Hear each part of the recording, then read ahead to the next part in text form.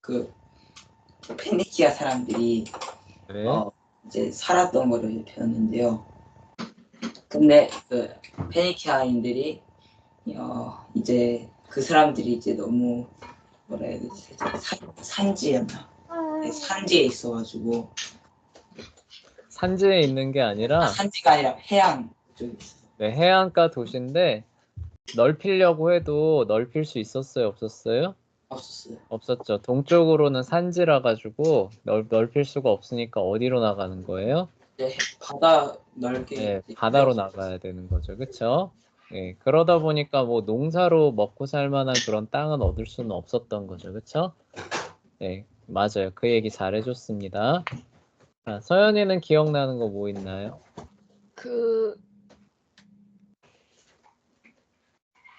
무역했고,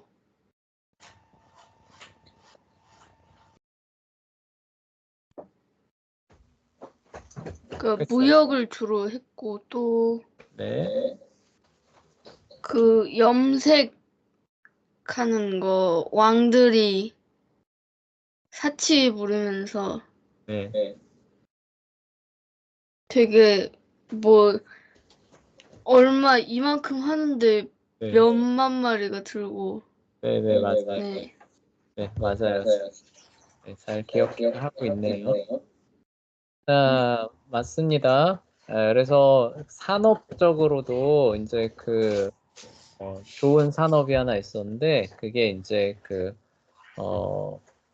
의류, 그쵸? 예, 산업이었다는 거죠.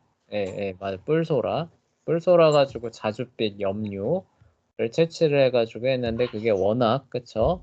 예, 적은 양으로 해야 되다 보니까 이제 그런 뭐라고 해야 되죠? 굉장히 고부가 같이 산업이 됐었다라는 얘기 했었습니다. 자, 그리고 오늘은 이제 그 페니키아 사람들의 이제 해외 식민지 건설을 이제 살펴볼 텐데요. 자, 이 사람들의 본토는 기본적으로 그 영토를 확장할 수 있었어요, 없었어요? 없었어요. 없었죠. 그러다 보니까 이제 해외로 나가게 됩니다. 그래서 본토에서는 큰 영향력을 별로 그렇게 끼치지는 못합니다. 해외로 나가면은 그렇지는 않게 돼요. 자, 그래서 지중해 해안을 따라가면서 키프로스, 몰타, 시칠리아, 샤르데나, 카르타고와 같은 해외 식민지를 수도 없이 많이 건설하게 됩니다. 자, 근데 여러분들 잘 기억해 보세요. 해외 식민지를 건설했었던 민족이 또 하나 있었죠. 어디였나요? 해외 식민지요. 네, 해외 식민지를 활발하게 건설했었던 민족. 이거 선생님 얘기 안 했었나? 아직 얘기가 안 나왔나 보다. 그 그리스 사람들도 똑같이 해외 식민지를 많이 건설하거든요. 그 크레타도. 크레타 아직 안 벗어났죠, 그쵸? 네, 근데 이 사람들도 지중해 해안을 따라가면서 그 해외 식민지들을 많이 건설해요. 그래서 이탈리아 그 남부, 동부 이런 데가 그리스 식민지가 되거든요. 네, 그런 것처럼 하여간 해외로 근데 거기 공통점이 있죠. 자, 그리스 사람들도 어때요? 땅이 적으니까 해외로 나갈 수밖에 없었던 상황이었잖아요. 그쵸? 네. 그러니까 땅은 필요하니까 해외로 나가서 거기서 우리가 정착해서 사는 해외 식민지를 건설하게 되는 그런 모습을 보이는데 페니키아 민족도 마찬가지였습니다. 그리고 이 사람들이 건설한 해외 식민지 중에 가장 유명한 게 카르타고라고 하는 도시인데요. 그냥 이렇게만 얘기하면은 이게 어디 있는지 감이 전혀 안 오죠. 그쵸? 카르타고 전쟁 옛날에 배워본 적 있어요. 네. 맞아요. 그쵸? 형철 선생님하고 배웠었죠. 그쵸? 그래서 이렇게 선생님이 지도를 준비했습니다. 자, 여기 보시면은 페니키아라고 하는 거 보이시죠? 그쵸? 네. 그래서 페니키아가 여기 이제 두로와 시돈을 중심으로 해서 세워졌는데 이쪽으로는 뭐예요? 이집트 북부에 산지가 가로막고 있죠. 그쵸? 네. 자, 그러니까 이렇게 못 나가고 활발하게 해외로 나갑니다. 자, 해외로 나가려고 하면 바로 앞에 있는 섬이 하나, 큰 섬이 하나 보이죠. 그쵸? 시프루스. 네, 키프로스, 혹은 영어로 하면 뭐예요? 사이프러스라고 하는 요 섬 있죠. 그쵸? 네. 자, 오늘날에도 요 섬은 관광지로 되게 유명한 섬이에요. 그래서 요 섬을 먼저 식민지로 삼아서 영토를 확장합니다. 자, 그리고 이제 어떻게 되느냐? 이 지중해 해안선을 따라서 이제 이 사람들이 어떻게 하는 거예요? 계속 퍼져나가는데 여기는 에게의 문명이 버티고 있잖아요. 그쵸? 그러니까 여기에는 식민지를 건설할 수 있어요? 없어요? 없어. 여기는 없어요. 그래서 자세히 보시면은 자, 여기 로마도 있고 이런데 여기 이런 데는 페니키아 식민지가 있어요? 없어요? 이쪽으로는?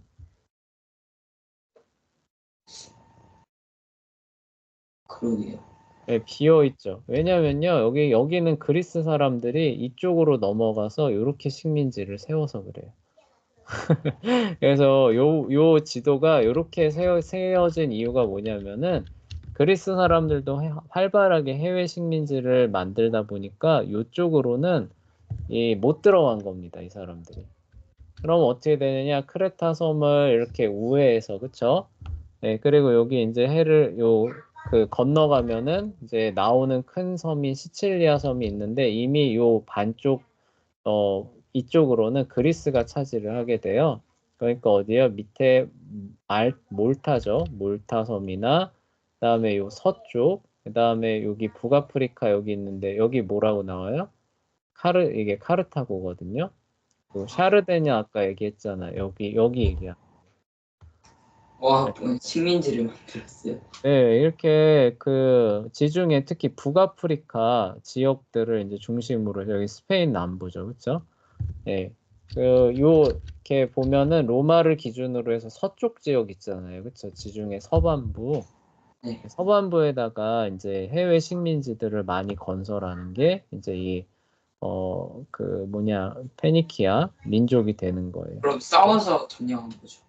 싸워서 점령하는 게 아니라 여기는 그 도시나 이런 게 있을까요, 없을까요? 이 사람들이 정착하기 전에는 아, 없었어. 없었다는 얘기예요. 바퀴 빨궈질 땅이군요. 그냥 넓은 땅이었는데 뭐 원주민 부족은 있을 수 있겠죠. 그런데 뭐 거기 가서 도시를 세우고 그쵸? 예, 이런 것들을 하는 거는 누가 먼저 하는 거예요? 이 사람들이 먼저 하는 거죠. 네, 그래서 이렇게 가서 여기 카르타고라는 도시를 이제 세우는 거예요. 자, 그러면은 여기를 중심으로 해서 또 어떻게 될까요? 무역과 세력이 번성하겠죠. 그쵸? 아, 네. 네, 그러니까 이 중심 도시 국가를 이렇게 세워가는 거예요. 그래서 이탈리아 옆 아래쪽에 있는 시칠리아, 요 몰타 섬 있죠. 그쵸? 요 성경에 보면은 바울이 표류하다가 구조된 섬 있잖아요. 그쵸? 네. 네, 그 섬이 바로 이 몰타예요. 몰타. 네, 근데 요 섬에 처음으로 식민 도시를 세운 사람들이 누구라는 거예요? 페니키아 민족이었다는 거죠. 그 중에서 그리고 뭐 샤르데나 위에 여기 코르시카라고 있거든요. 여기에서 나중에 누가 나오냐면 나폴레옹이 나와요. 아, 진짜요? 네, 여기 출신이에요. 코르시카 섬. 그 밑에 그럼 프로스카 저기가 혹시 프랑스 땅이에요? 원래 프랑스 땅이 아니라 이탈리아 사람이었는데 이탈리아 그 영토였는데 그 나폴레옹의 부친 때쯤에서 프랑스로 넘어갔대요. 그래서 나폴레옹이 처음에 태어났을 땐가 하여간 태어난 지 얼마 안 돼서 프랑스 령이 되는 바람에 나폴레옹이 프랑스 사람이 됐다고 합니다. 근데 그래도 거의 처음에 태어났을 때 이탈리아 사람인데 그래도 어떻게 왕이 돼요? 그 이탈리아 사람이 아니라 태어났을 때 아마 거의 그 프랑스 사람으로 태어났을 거예요. 아, 그래서 군인에서 이제 왕이. 네, 그러니까 아버지 때 이미 프랑스령으로 편입이 된 거죠. 아, 네, 그러니까 재현이 아버지 때 하면은 한 1900, 한 80년, 70년 이렇게 될 거 아니에요. 75년생. 네, 그때 일어난 거를 재현이가 받는 거잖아요. 그쵸? 네. 그렇게 생각하시면 됩니다. 근데 그거는 뭐, 먼 후대 얘기고. 자, 어찌됐건, 예, 이렇게 퍼져나가는 과정 가운데서 또 여기에다가는 또 식민 도시를 세울 수가 없죠. 왜 그래요? 여기에 터줏대감인 이집트도 있고 이집트 서쪽으로는 여기 다 뭐예요? 사막이죠. 여기 다 사막이에요. 세울 수가 없어요. 예, 그러다 보니까 여기는 이제 그리스 쪽이랑 이제 다퉈야 되니까 못하고 삥 돌아서 요 북아프리카 지역 있죠, 그쵸? 여기는 옛날에 그 사막이 아니었대요. 여기는 완전히 그 초원이 그 아프리카도 대초원지대 이런 거 있잖아요, 그쵸? 네, 그런 식의 대초원지대여서 농사가 그렇게 잘 됐다고 합니다. 그럼 네. 저기 다 그 땅으로 하면 되지 않나요? 네? 네. 저기를 다 자기 땅으로 하면 되지 않나요? 네, 그러니까 여기서 이제 카르타고가 이제 이렇게 세워지니까 여기를 중심으로 해서 세력권이 어떻게 되는 거예요? 이만큼이 다 이제 세력권으로 편입이 되는 거죠. 그럼 저게 다 그 누구예요? 그 네. 페르시아 저 땅이에요? 네, 카르타고. 페이키. 네, 페니키아 민족이 세운 카르타고라고 하는 도시 왕국의 땅이 되는 거죠. 두로와 시도는 관계 있어요, 없어요, 여기랑? 있죠?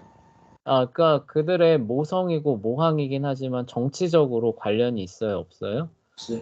네, 두로 왕이 카르타고에다가 뭐 할 수 있어요, 없어요? 없는 거. 네, 없는 거예요. 근데 똑같은 혈통. 혈통이기는 하지만 여기도 도시국가의 왕이 있고 여기도 도시국가의 왕이 있겠죠, 그쵸?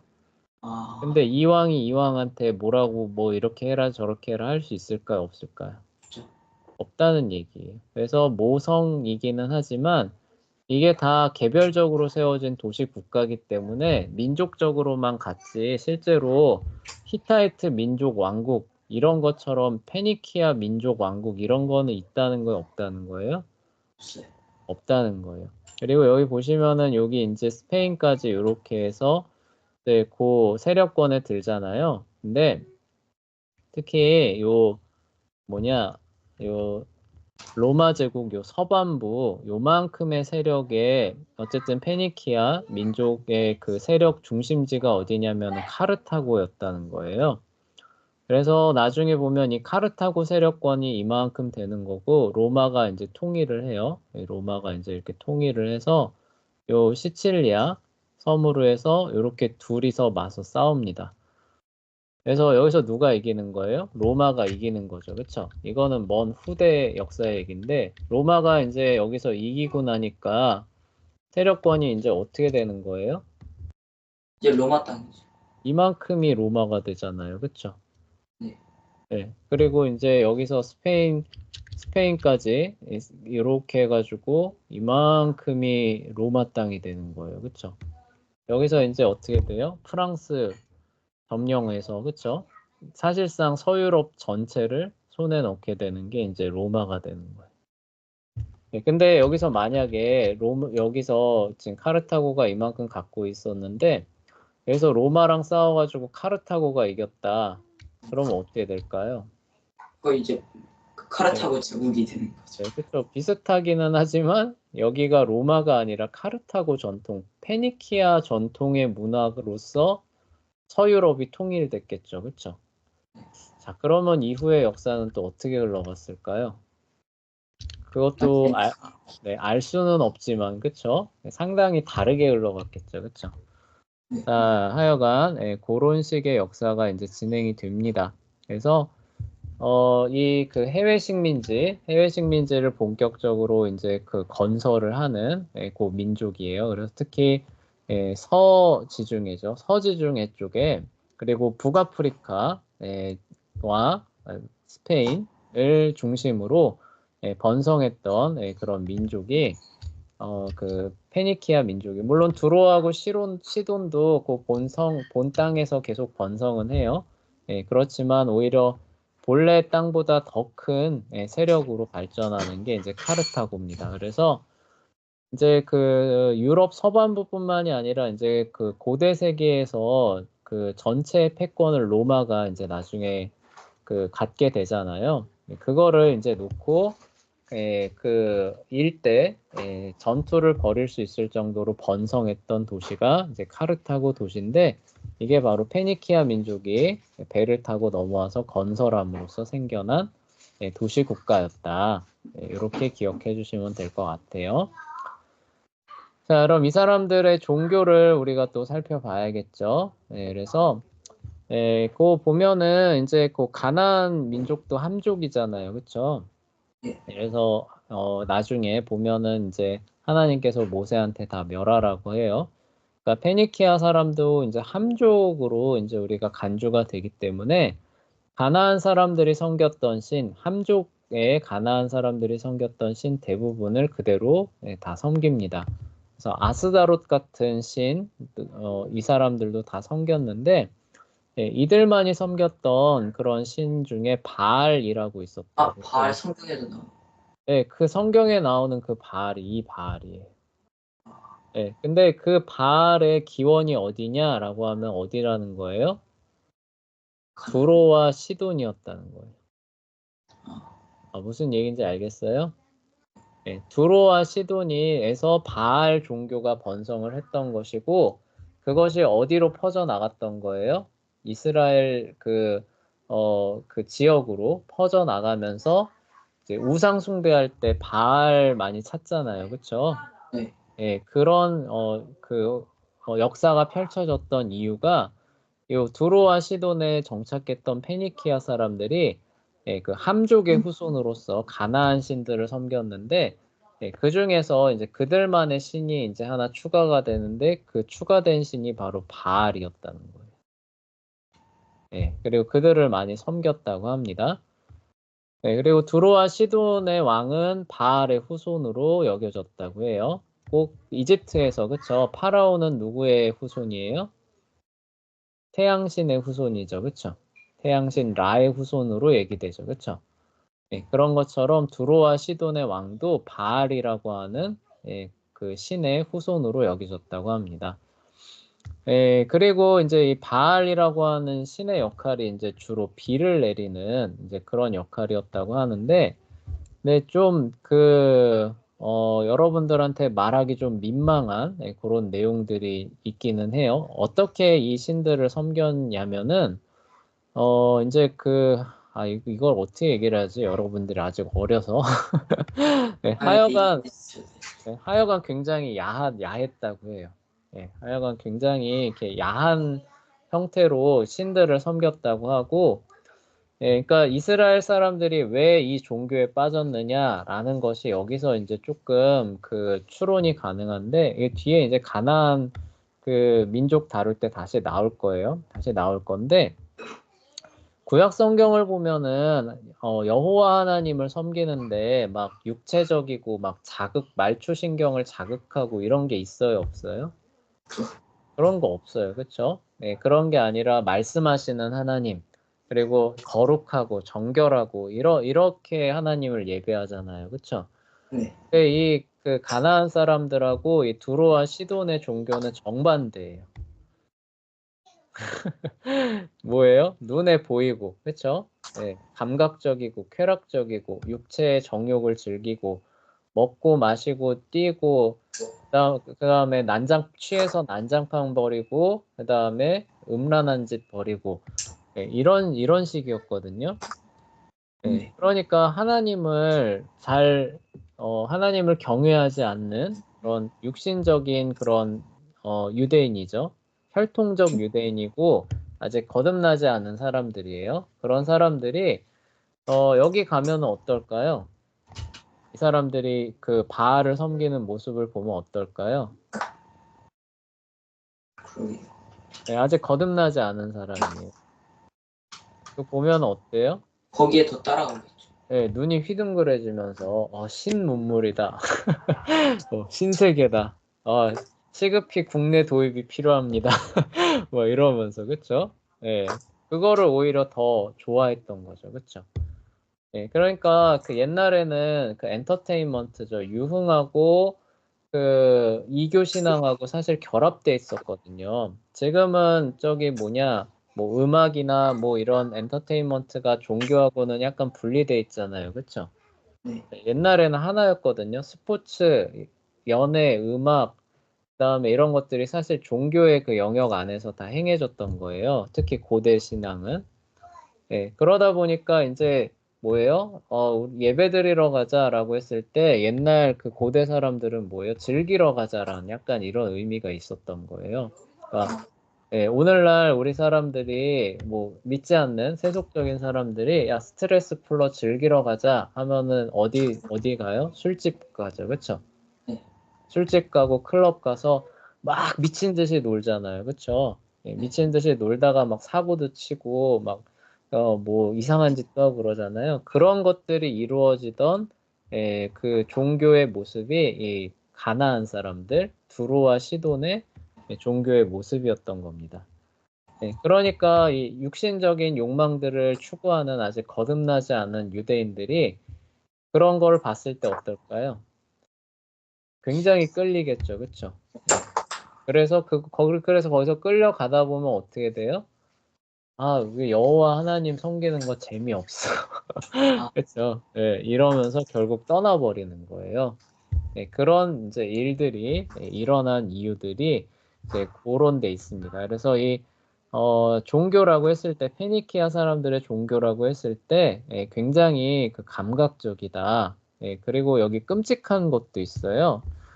자, 이들이 섬겼던 신들의 최고의 신은 바알이에요. 최고 신은 바알인데 역시 다신교였기 때문에 뭐 아스다롯 같은 것도 섬기잖아요. 여신입니다, 여신. 다산과 풍요의 여신일 거예요. 자, 근데 그 중에 이제 몰록이라고 하는 신이 있어요. 성경에도 나오지 않는데. 네, 그 몰록이 바로 이 몰록이에요. 근데 거기 보시면은 이스라엘 백성들이 몰록에게 제사를 드리면서 섬겼다라고 나오잖아요. 그쵸? 그러면서 하나님이 진노하고 분노하시는데 그럴만해요. 왜냐면요, 몰록이 무엇을 제물로 받았느냐라고 하면은 어린 아기를 제물로 받습니다. 예, 어린 아기예요. 그래서 여기 보시면은 몰록이 뭘 요구하냐면은 그들이 낳은 아기들을 바쳐서 몰록을 향한 신앙심을 증명해 보이라고 요구를 했대요. 그래서 이 몰록을 섬기는 그런 그 예배 자리에 가면은 어떻게 되느냐? 이제 여기 선생님이 그림을 준비했는데 이게 이렇게 소 모양을 하고 있는 이 신이 이제 몰록이었다고 해요. 자, 그러면 여기 밑에 뭔가 이글이글 하는 게 보여요? 네. 예, 요 허리 쪽에서 이게 풀무불처럼 이렇게 타고 있는 거예요. 예, 그러면 여기 보시면은 가슴 부분에 뭔가 이렇게 들어갈 수 있는 구멍 같은 게 보이죠, 그쵸? 아, 저기다 안이 던졌나요?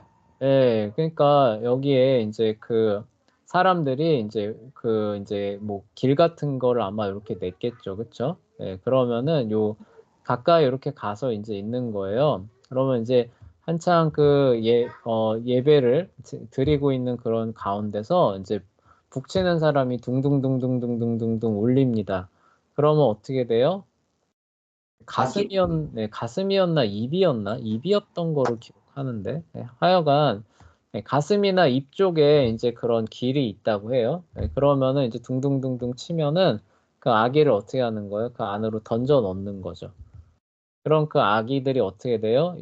뭐 입을 통해 들어가든지 가슴을 통해 들어가든지 이 몰록 그 상 안으로 들어가면서 어떻게 돼요? 아기들이 이제 화염에 그쵸 살라지는 그런 식의 이제 끔찍한 제사를 드렸다고 합니다. 하나님이 그걸 그 뭐냐 다른 사람도 아니고 본인이 택한 유대인들이 그런 식으로 몰록을 섬기는 모습을 하나님께서 보시는데 진노하지 않으실 수 있을까요? 저 엄청 진노하시겠다. 진노하실 수밖에 없어요. 그러니까 절대 그렇게 하지 말라고 했는데도 이제 이방 신앙에 혹 빠지는 거예요. 그러니까 그런 그 유흥 이런 거 하면서 그 이교 신앙에 정말 깊이 쪄들고 이제 빠져 들어가니까 나중에 어디까지 가는 거예요? 그게 너무 좋고 뭐냐 이런 어떤 페니키아 사람들의 종교와 신들이 너무 좋으니까 몰록이라는 그 신이 아기들을 던져라. 이거 사실 정신 나간 그런 명령인데도 어떻게 하는 거예요? 기꺼이, 그쵸? 던지는 거예요. 아기들이 울음소리와 함께 그 몰록 안으로 이렇게 사라져 가면서 이렇게 불에 타는 그런 끔찍한 일들이 이게 벌어졌던 겁니다. 만약에 그 네. 신앙심으로 하나님 숨겼으면 엄청 번성했을 것 같아요. 네, 그렇죠. 근데 그런 그 신앙심이 그 뭐냐 그 구약 그러니까 이스라엘의 하나님은 그 육체의 그런 소욕을 자극하는 게 없잖아요, 그렇죠? 네, 네, 그러니까 그런 신앙적 열정이라고 하는 게 그 일반적인 사람들한테서 나올까요, 안 나올까요? 못 나오죠. 잘 안 나와요, 그렇죠? 네, 잘 안 나오고 자, 우리 가서 예루살렘에 가서 제사 드리자 이러면 어떻게 돼요? 여기에 푹 빠져 있는 사람은 가기 싫다고. 그 재미없는데 요즘에도 많이들 그러잖아요, 그쵸? 예, 요즘에도 교회 가서 예배 드리자 그러면 나 지루해 못 가. 이렇게 되잖아요, 그쵸? 그래서 네, 우리 교회 같은 네, 경우는 먼저 밥이나 그런 걸 네, 주고 네. 그다음 한 30분만 예배 드리고 가자 이런 식으로. 전 네, 근데 그것도 문제가 있는 게, 그러니까 그 밥 주는 건 뭐 당연한 거예요. 그러니까 그렇게 되니까 이제 현대 교회가 어떻게 되느냐? 자, 우리 그 교회들도 재밌게 해서 사람들을 좀 오게 하자. 이제 지루하다고 안 오니까 재밌게 해서 사람들을 오게 하자. 이제 이렇게 하면서 재밌는 엔터테인먼트 같은 걸 많이 도입합니다. 교회마다. 네, 근데 우리는 그렇게 안 해요. 네, 물론 그렇게 안 하는 교회가 있고 그게 잘하는 건데 우리 세대 일반적인 교회 가보면은 다 그렇게 한다는 거예요. 네, 그래가지고 이제 그 하는 건 사실 뭐예요? 여기서 말하는 이 그 하나님께서 하지 말라고 하는 이거를 사실 교회 안으로 다 끌어오는 거죠. 그렇죠? 네. 그리고 그런 걸 좋아하는 사람이 교회에서 몇 가지 재밌는 거 던져준다고 해서 교회 올까요, 안 올까요? 오진 않죠. 안 와요. 그 시간에 그거 하려고 뭐하러 교회 가요? 더 재밌는 게 저 바깥에 요즘에는 애들이 있는데. 네. 교회 투어를 하더라고요. 그쵸. 그래서 여기 이게 가서 맛있는 거 주고 여기 가면 맛있는 거 주니까 여기 예, 갔다 여기 갔다. 그래서 이게 제정신이 아닌 거예요. 그래서 애초에 그런 것들을 하나님께서 미워하신다. 그리고 멀리 하신다. 이런 것들을 우리가 잊으면 안 되는 거죠. 그래서 하나님께서 이런 것들 얼마나 끔찍하게 여기셨는가. 그런 것들이 이런 것에서 보이죠. 하여간 그래서 페니키아 그런 사람들이라고 했을 때 하나님께서 종교적으로 그들을 얼마나 끔찍하게 여기셨는가. 그래서 그 구약 성경에 보면은 그 두로의 왕이 그 루시퍼죠, 그쵸? 그 타락한 천사, 그 자체를 가리키는 것처럼 보이는 구절도 있어요. 그러니까 두로의 패망을 얘기를 하면서 두로 왕의 멸망 같은 걸 이야기를 하면서 그 하나님을 배반한 천사들이 심판받는 것을 같이 빗대서 말하는 것처럼 보이는 구절도 있거든요. 그러니까 그게 얼마나 하나님이 종교적으로, 그쵸? 종교적인 측면에서 페니키아 사람들 가증하게 여기셨는가, 이런 것들을 알 수가 있는 거죠. 그리고 그걸 연장해서 봤을 때 우리 저번에 수로보니게 여인 얘기했었잖아요. 그쵸? 네. 시리아 페니키아 혈통의 그 여인이다라고 했을 때 이 사람이 유대인들한테 얼마나 경멸을 받았을지 한번 생각해 보면 쉽게 이해가 되죠. 그쵸? 이방인. 이방인 중에서도 어때요? 최악인 거죠. 가장 그리고 위험한 사람들인 거죠. 그쵸? 네. 그런데도 그들이 진정으로 그쵸? 하나님을 찾고 하나님의 은혜와 구원을 구했을 때 그 문이 닫혀 있어요, 안 닫혀 있어요? 열려 열리죠. 있다는 것을 예수님이 보여주셨죠, 그쵸? 네. 그게 참 놀라운 하나님의 그 은혜와 긍휼을 보여주는 모습이죠.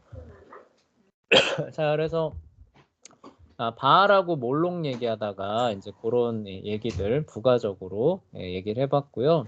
페니키아 하면 빠질 수 없는 게 이제 알파벳이에요. 여러분들 영어 배우면 뭐부터 배워요? A, B, C, D요. ABCD 배우죠. 그거 어디서 왔는지 알아요? 그러게요. 그게 바로 이 페니키아 사람들이 사용한 문자에서부터 온 거예요. 근데 이 알파벳을 이 사람들이 개발했느냐라고 하면은 약간 그 이론의 여지는 있다고 합니다. 왜냐면요, 이 기원을 쫓아가면은 이렇게 나온다고 해요. 여기 보면은 이집티안 아피스라고 나오죠, 그렇죠? 아, 이집트에서 쓰고. 네, 이집트 성강 문자예요. 이집트 성강 문자인데 이게 그 발음상으로 아마 아 발음을 의미하는 표음 문자로 쓰였던 것 같아요. 네, 근데 이게 너무 이제 그림이잖아요, 사실상. 네. 그림이니까 어려우니까 이런 식으로 변형을 했대요, 페니키아 사람들이. 근데 변형되는 과정 가운데서 이 사람들이 변형한 게 아니라 사실은 그 가나안 지역에 살고 있었던 셈족이 한 거다. 네, 그거를 이 사람들이 받아서 쓴 것에 불과하다 이렇게 얘기하는 사람도 있는데 뭐 그 어찌 됐건 페니키아 사람들이 이집트 문자를 이런 식으로 단순화해서 저기 뭐냐 표음 문자로 바꾼 거예요. 네, 이게 그리스 사람한테 전파가 됩니다. 근데 그리스 사람이 볼 때는 이것도 복잡하다는 거죠, 그렇죠? 그러니까 이제 한 개로 그. 네, 이거 이렇게 V자가 아니라 거꾸로 V자를 만들어서 한 번에 긋는 게 더 좋을 것 같아. 이렇게 만든 거죠, 그렇죠? 네, 이게 로마 사람한테 넘어가서 이렇게 되는 거예요. 그래서 그 이집트 황소가 뒤집혀 있는 모습이 우리가 알고 있는 대문자 A라는 거예요. 재밌죠? 근데 이와 같은 문자 체계가 서구 유럽이죠. 서구 유럽 지역에 뿌리를 내릴 수 있게 해준 장본인이 누구라는 거예요?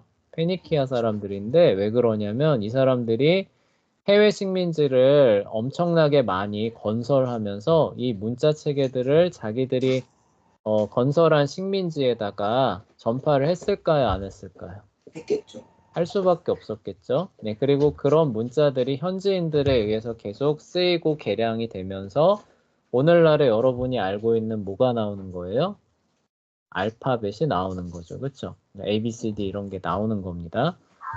그 처음에 이제 그래서 여기 나오죠. 광범위한 무역을 통해서 알파벳을 지중해 지역 전체에 보급했다라고 나와요. 그리고 그리스 사람들 있잖아요. 경쟁 관계에 있었던 그리스 사람들. 그리스 사람들도 이 사람들이 사용하는 문자를 보고 어떻게 해요?